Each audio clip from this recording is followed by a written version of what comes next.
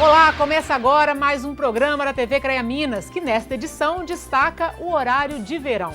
Quais os benefícios desta medida sob o ponto de vista técnico? No estúdio, a gente bate um papo sobre a segurança energética do Brasil. Vamos falar também sobre a fiscalização do CREA Minas nos postos de combustíveis e ainda segurança alimentar. É agora, não saia daí. Desde 1985, o horário de verão foi retomado no Brasil de forma contínua. É aquele período em que se aproveita mais a luz do dia, adiantando os relógios em 1 hora. Mas afinal, sob o ponto de vista técnico, qual o benefício desta mudança para o país? Quais alternativas poderiam ser adotadas para se economizar energia? No horário de verão, a regra é adiantar o relógio em 1 hora.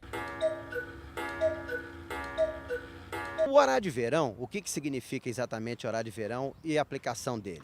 O horário de verão é um retardo no consumo de pico avaliado durante o período de um ano, nos horários de maior consumo de energia, que coincidentemente no verão fica em torno das 18, 19 horas. Com a entrada da iluminação pública, então aí que a gente vê exatamente o nosso ponto de controle. O horário de verão foi instituído pela primeira vez no Brasil no verão de 1931 para 1932. Até o ano de 67 foi implantado de forma esporádica, sem um critério científico mais apurado. Após 18 anos, sem que o horário fosse instituído, ele voltou em 85 e ficou de vez. Atualmente, vigora entre outubro e fevereiro nas regiões Sul, Sudeste e Centro-Oeste. O último horário de verão, referente a 2013-2014, durou 119 dias. Neste período, segundo a Companhia Energética de Minas Gerais, a CEMIG, a economia foi de 0,5%. Economia esta que daria para abastecer uma cidade do tamanho de Belo Horizonte por até 8 dias. Economia, nesse caso aí, é a não utilização do reforço. Então, ou seja, eu tenho a capacidade, vamos dizer, para gastar um determinado valor por mês. Se eu preciso de R$100 a mais todo mês, eu vou pegar no banco, vou pagar juro. Mas se naquele mês eu conseguir fazer uma eficiência e gastar só 50, eu economizei R$50 mais o juro.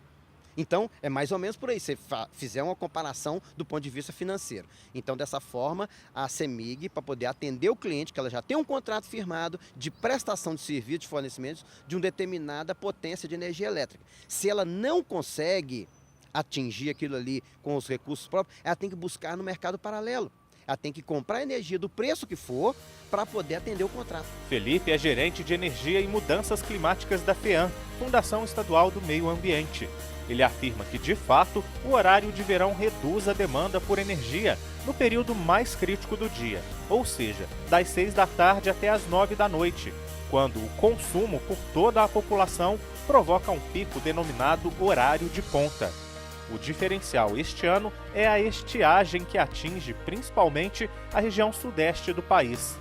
Por isso, a Fundação vem tomando providências e criou o Plano de Energia e Mudanças Climáticas de Minas Gerais, que até o fim deste ano deve ser entregue ao governo. O que acontece é que nesses 2 últimos e até 3 últimos anos, nós estamos com a capacidade de geração de energia elétrica abaixo da capacidade, então temos que recorrer a outras fontes de energia. E no estado de Minas Gerais, isso é crítico em função de ser até considerado um grande reservatório de água para a produção de energia elétrica, até para o Brasil como um todo. Então, o que o Plano de Energia e Mudanças Climáticas visa trabalhar? A gente precisa ter todas as informações técnicas e científicas para que as políticas públicas incluam agora o que a gente considera que são as variáveis das mudanças do clima. Esses 2 ou 3 anos, eles sempre foram atípicos, agora eles estão ficando mais típicos. Ou seja, esses períodos de seca e estiagem estão ficando mais frequentes e mais intensos.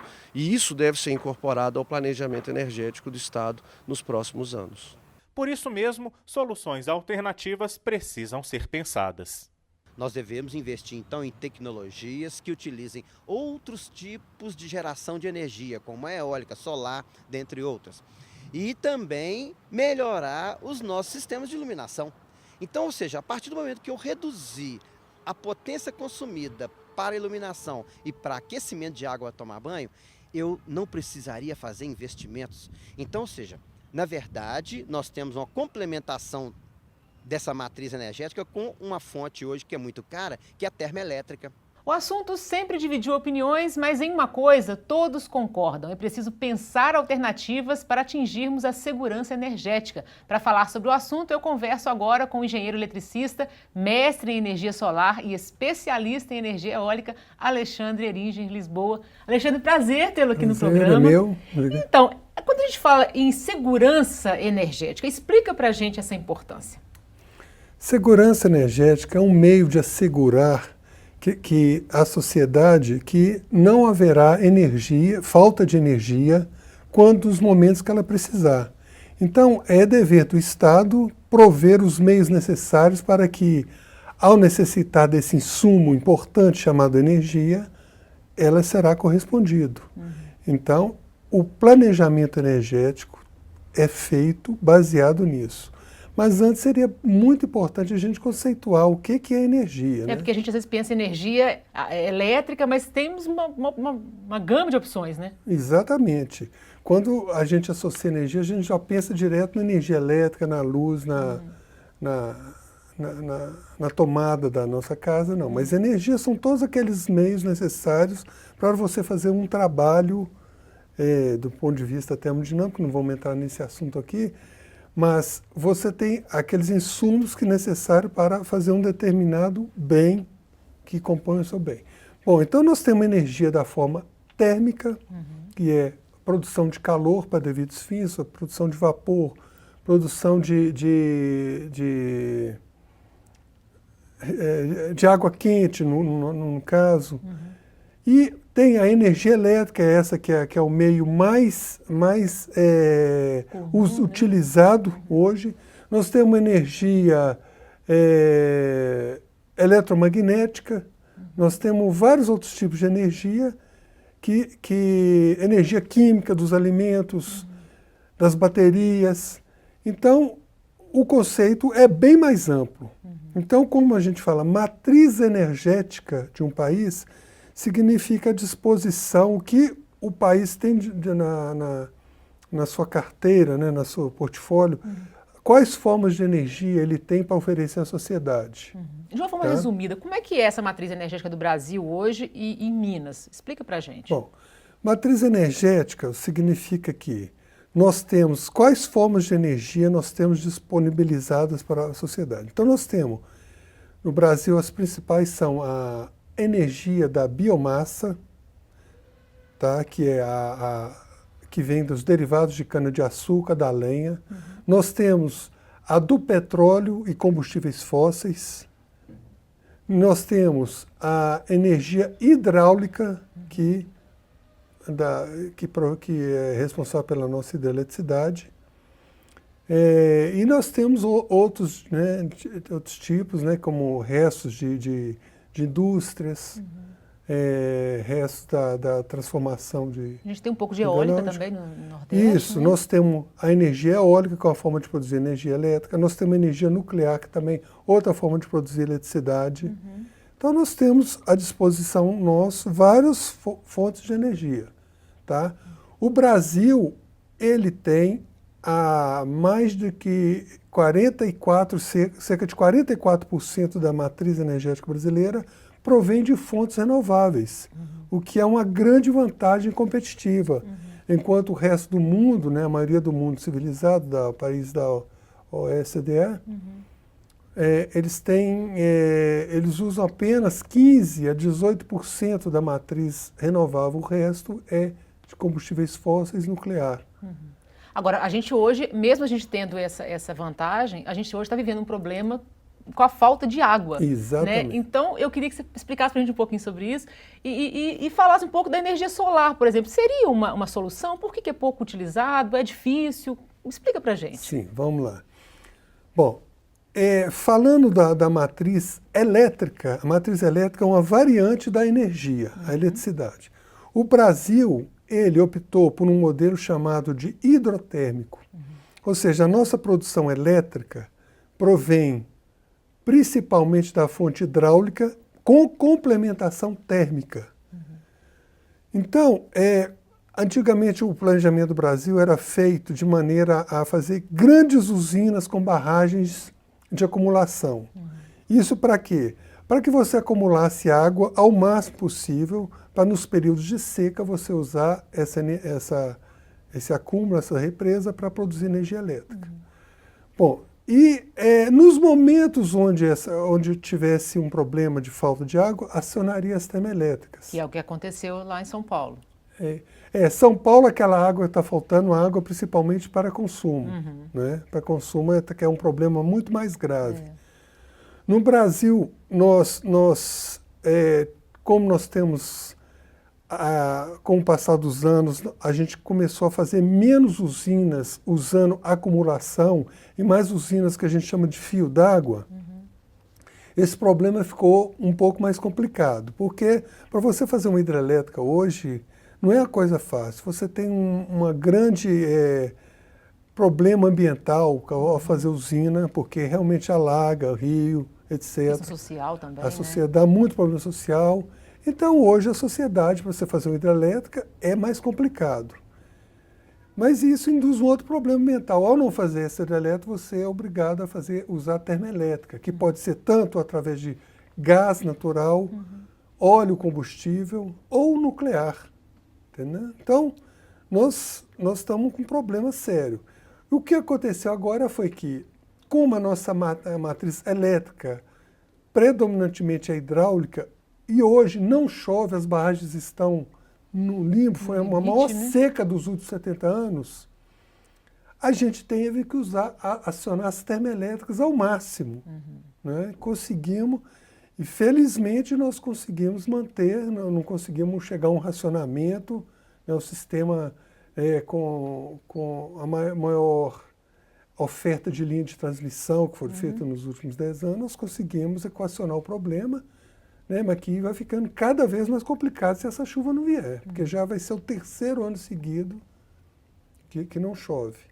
Bom, então, com relação às alternativas, o que a gente chama a energia solar, a eólica, a biomassa, a gente considera no nosso jargão de energia como fontes complementares, porque a nossa grande base continuará sendo a hidráulica. Tá? Então, qualquer contribuição é bem-vinda. Mas falta investimento nisso? Porque você falando, é pouco, e você acredita que não teria condição de ser o macro. Sim. Mas poderia haver mais investimento nisso? Porque a gente imagina um Brasil tão grande com tanto sol. Não. O Brasil, no ponto de vista solar, tem muito ainda para crescer. Inclusive, assim, apesar de Belo Horizonte, o estado de Minas, ser um dos campeões da energia solar térmica para aquecimento de água, né, eu acho que poderia aumentar muito mais. Por exemplo, é um absurdo cobrar ICMS, o IPTU, aumentar o IPTU de quem tem sistema solar em casa, porque isso parece ser um luxo. Não, pelo contrário, devia ter até um incentivo. Uma questão sustentável, né? Exatamente, porque apesar desses painéis não produzir eletricidade, mas eles produzem calor, energia térmica, que no final da conta representa uma economia de energia elétrica, que hoje nós usamos energia elétrica para aquecimento, que é um nonsense do ponto de vista termodinâmico, né? Agora, Alexandre, para a gente encerrar, eu queria que você falasse um pouco, então, resumidamente, essa questão então, da nossa segurança energética. A gente sabe que o Brasil tem muita água, tem a parte hidráulica, mas a gente precisava de investir um pouco mais nessas alternativas. Você acha que seria para o futuro, pensando no futuro? O que é mais necessário fazer do que usar esse lado da oferta, ou seja, vamos procurar aumentar a oferta, é concentrar na demanda. Onde nós estamos gastando energia, como que a gente está gastando, que o mais importante disso chama eficientização energética. Nós temos que procurar saber os nossos processos de gasto de energia, se eles estão corretos ou não, o que nós estamos produzindo é bom ou não.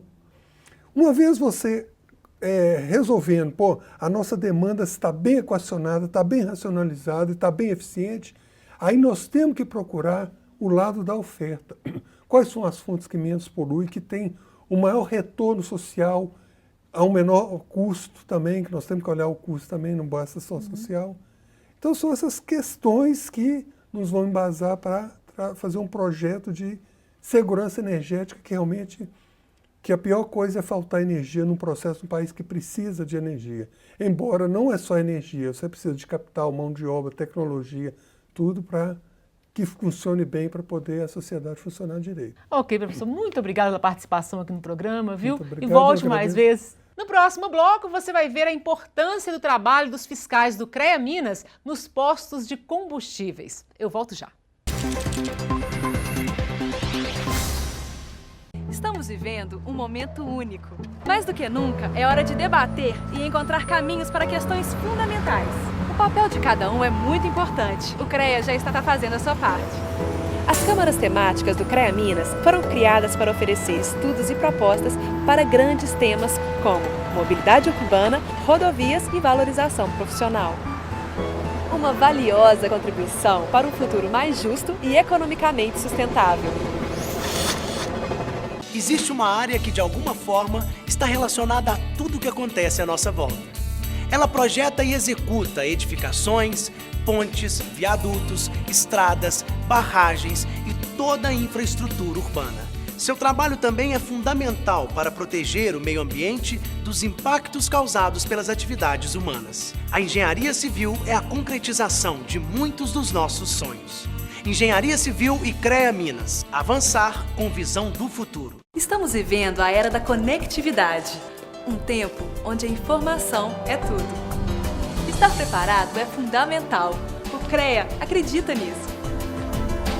O CREA Minas facilita o acesso, amplia a troca de informações e atende cada vez melhor a sociedade, as empresas, aos profissionais da agronomia, da engenharia e das demais áreas tecnológicas. São muitos os canais, escolha o seu. O que é preciso para que novas minas sejam descobertas? Como garantir a construção de grandes obras como túneis, barragens, reservatórios, estradas, ferrovias, pontes e loteamentos? A engenharia de Minas e a geologia cuidam para que tudo isso seja possível com qualidade e total segurança. Engenharia de Minas, Geologia e CREA Minas. Avançar com visão do futuro.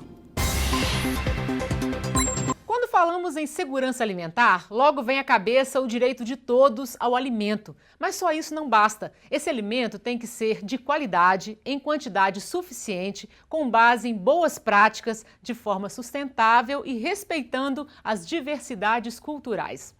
Mas para que isso tudo seja atendido, é preciso cuidados técnicos. Uma produção assistida por profissionais e políticas públicas adequadas podem fazer toda a diferença. Confira. Frutas, verduras, legumes, grãos, carnes, queijos. Uma infinidade de produtos que podem ser encontrados todos os dias nos mercados e feiras livres. Alimentos que, segundo a Lei 11.346 de 2006, devem ser garantidos com qualidade e em quantidades suficientes a toda a população. É a chamada segurança alimentar prevista na Declaração Universal dos Direitos Humanos. É o desafio de governantes de todo o mundo. Um estudo divulgado pela ONU aponta que o Brasil reduziu o problema da fome nos últimos 10 anos em 50%, graças às políticas públicas com foco na garantia desta segurança. Existem duas definições para segurança alimentar.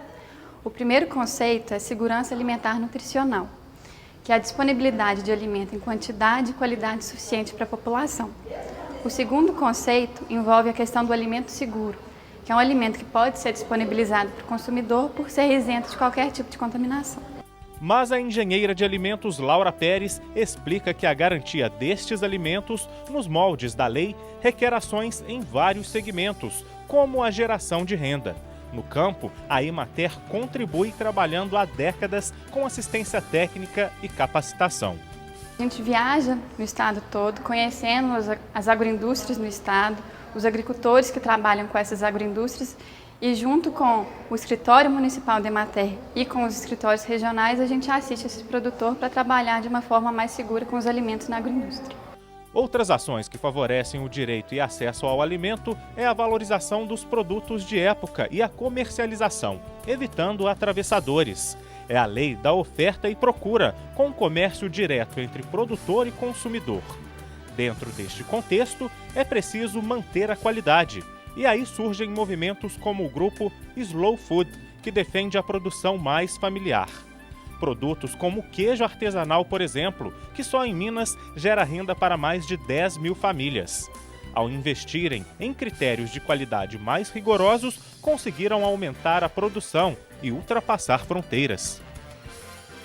Então nós temos que lutar para que essas pequenas produções sejam valorizadas e que os produtores sejam valorizados e para ter a chance de usufruir dessa riqueza gastronômica que faz parte da cultura mineira e brasileira. O queijo hoje está passando pelo mesmo processo de qualificação que o café e a cachaça passou, né? Então hoje já está sendo distribuído por regiões, né? O IMA está fazendo um trabalho muito interessante. Hoje já se encontra queijos feitos com leite cru, com o selo do IMA, Instituto Mineiro de Agropecuária, e do Sistema Brasileiro de Inspeção de Produtos de Origem Animal, ou seja, queijos que podem circular do Oiapoque ao Chuí. E se tem qualidade, tem que ter informação nutricional. Cíntia, que tem um filho com alergia à soja e ao leite de vaca, sabe que no Brasil a rotulagem da maioria dos produtos precisa melhorar. Por isso, ela entrou para o grupo Põe no Rótulo. Que essa união desse grupo, desses familiares, dessas mães no Brasil, para buscar a atenção da população para a importância de se ter alimentos, cosméticos, inclusive, com uma rotulagem clara e principalmente segura para o consumo dos alérgicos no Brasil. Para garantir a segurança alimentar e fazer com que todos tenham acesso regular e permanente a alimentos de qualidade e quantidade suficiente, sem comprometer o acesso a outras necessidades essenciais, os cuidados devem começar no campo.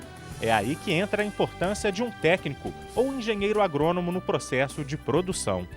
São esses profissionais que levam conhecimento, a tecnologia para a produção de um alimento em alta produtividade e com qualidade final. Então, esses técnicos e profissionais são extremamente importantes numa boa gestão, numa boa produção, numa boa distribuição dos alimentos que são produzidos nas propriedades rurais. E se por um lado o alimento é direito, por outro, evitar o desperdício é um dever. A Ceasa da região metropolitana de Belo Horizonte aposta na doação. Tudo que não será mais comercializado é devidamente inspecionado antes de chegar às várias instituições beneficiadas pelo trabalho.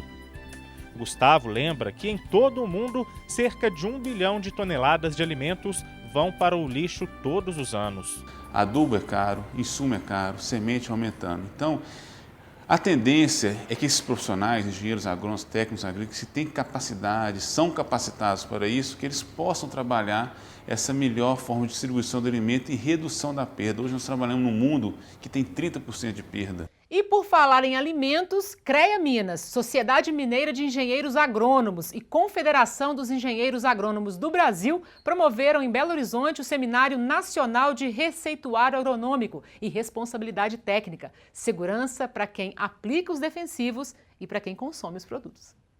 O Seminário Nacional de Receituário Agronômico e Responsabilidade Técnica reuniu profissionais de diversas regiões do país na sede do CREA Minas em Belo Horizonte. Este seminário é o resgate da receita agronômica, do controle dos princípios ativos chamados agrotóxicos para as mãos dos engenheiros agrônomos. O seminário começou com um curso. Este engenheiro agrônomo falou da necessidade de conscientização. A Lei Federal de Agrotóxicos prevê que a prescrição de defensivos deve ser feita por um profissional habilitado. No entanto, o que se pratica hoje no mercado é o fornecimento do produto sem exigir a receita agronômica. E os palestrantes também enfatizaram que o engenheiro agrônomo deve ser capaz de sanar os riscos, avaliando o uso do princípio ativo utilizado, a dosagem correta para cada tipo de cultura, o equipamento utilizado e os cuidados na hora da aplicação.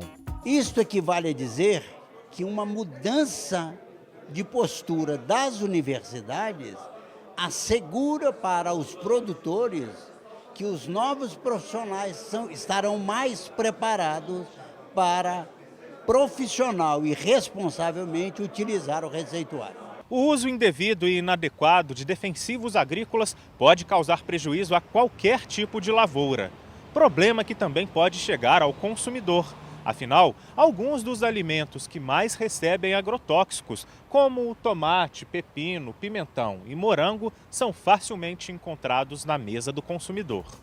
O consumo anual de defensivos no Brasil é elevado. Segundo dados do Sindicato Nacional da Indústria de Produtos para a Defesa Vegetal, só em 2013 o volume comercializado no país foi de quase 360 mil toneladas de ingredientes ativos e 884 mil toneladas de produto comercial, o que totalizou mais de 11 bilhões de dólares em termos financeiros de venda. Uma preocupação de todas as instituições, né? A SMEA, por exemplo, abraçou essa causa junto com a Confaiab, por ser uma das federadas dentro da nossa Confaiab, e está fazendo praticamente um trabalho, neste momento, um trabalho pioneiro, né, de resgate dessa discussão sobre o receituário agronômico. O programa de hoje fica por aqui. Obrigada pela companhia e até o nosso próximo encontro.